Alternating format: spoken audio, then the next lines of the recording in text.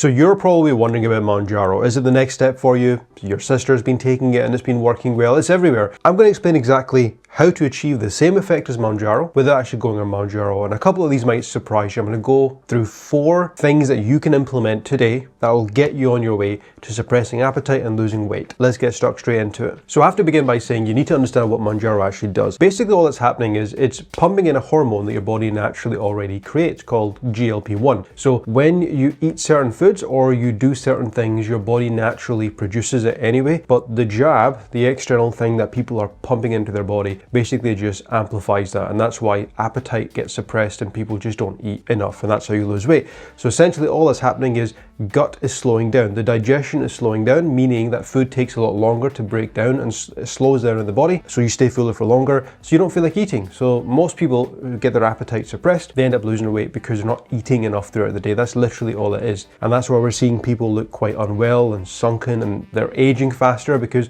they're not doing the lifestyle stuff and they're not looking after their body, they're not exercising as well. They think this is just going to do the job for them. Sadly not. So the first way to do it is, let's address the elephant in the room, and that is protein. Yes, now I know some of you are going to tune out and you're thinking, well, I already know that, for God's sake, tell me something new. But here's the thing, are you eating enough protein throughout the day? I'm not talking about 1 egg, I'm talking about 2 to 3 scrambled eggs, okay? I'm talking about having a good chicken breast. I'm talking about a full tin of tuna on your baked potato, not just a little tablespoon.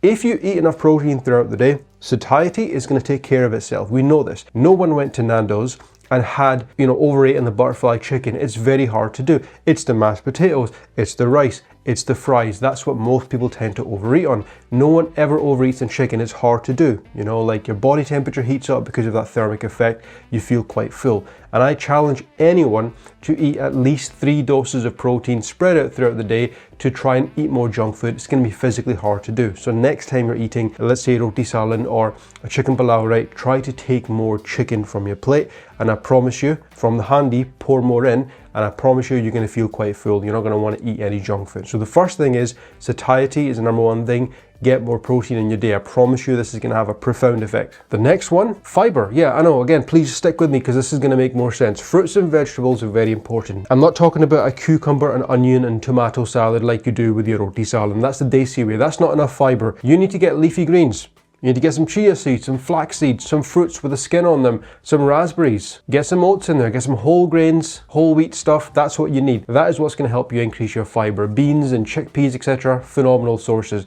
Get more fiber in, because when you eat more fiber, the body slows down. Digestion is slowed down, meaning you're going to stay fuller for longer. Do you see where I'm going with this? So the benefit here is, rather than doing it with a jab, you're eating more fiber, which is going to slow digestion. But fiber has been known to be associated with a range of positive health effects, not to mention cancers as well. Why the hell would you not want to increase more fiber? So eat more fiber throughout the day. It's the best thing for your health. Honestly, keep it simple. Don't put chia seeds in water like a lot of people mention. Just take a tablespoon of flax seeds and put them in your yogurt. Have a cup of raspberries with your evening meal. Easy. Just switch to a whole grain bread. Find these Warburton's fiber breads. You get around 6 to 8 grams of fiber per slice. Easy. Now the next one is something that I rely on personally. Coffees and teas. Now, if you're doing this after 2 or 3 o'clock, switch to decaf, because you don't want to stay awake, because if you have poor sleep, you're going to wake up the next day, you're going to feel very hungry, and that kind of defeats the whole purpose. Okay, so coffee, teas, decaf versions after a certain time, they blunt your appetite. When you get that bitterness, it ends up blunting your appetite and you're not going to eat more. And if some of you are asking that, oh, but I have my tea in the evening and I need something sweet with it, well then don't have this. Instead, try a coffee, try decaf, just give it a try, okay? It's bitter, but you can make it work somehow. Try it. But if you genuinely can't and it makes you sick, then obviously don't do it.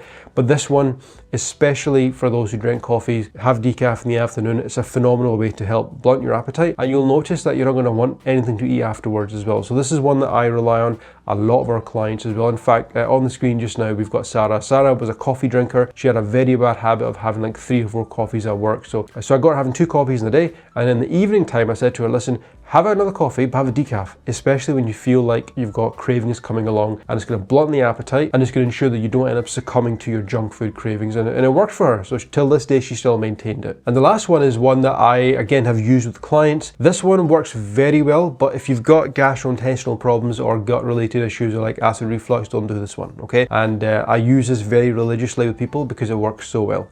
Sparkling water, especially when it's cold, that tends to work quite well. Go to Aldi and buy the big crate of, or a big case of sparkling water, put it in the fridge. And again, it has that carbonation, it has the appetite blunting effect, it has that carbonation that's going to keep you quite full.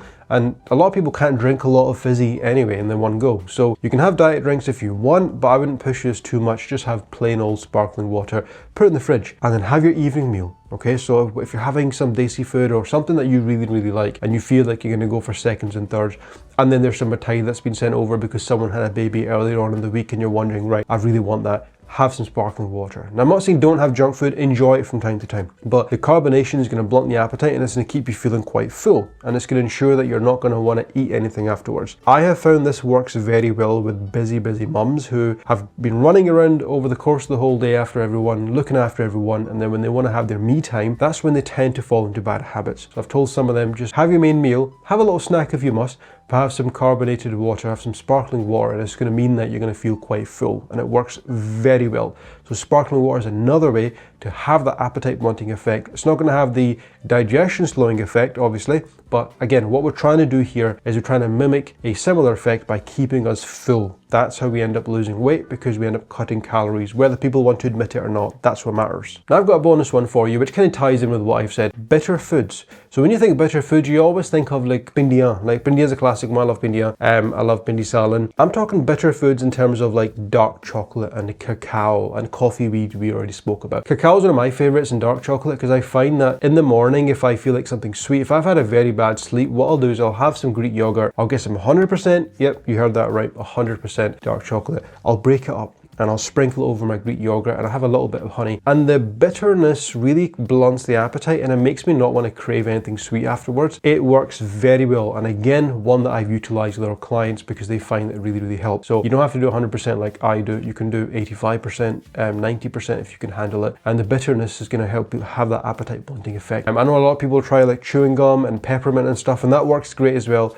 But bitter foods for me is a classic one. So there you go, there's 4 and 1 bonus one. And again, what I want you to do is I want you to think about the effect that Mounjaro has, and you're just asking yourself, how can I achieve a somewhat similar effect? Because we need to understand that when you're pumping in the GLP-1s, they have a very powerful, profound impact. So we can't match it exactly and it stays in your system. But what we can do is find natural ways to do it, because if you're on this journey yourself, you've got no medical conditions, no health concerns, you've got no business being on GLP-1s. You want to do this properly, you want to maintain muscle tissue, you want to ensure that you lose body fat. Is it going to take a bit longer? Of course it is, but are you not going to feel better?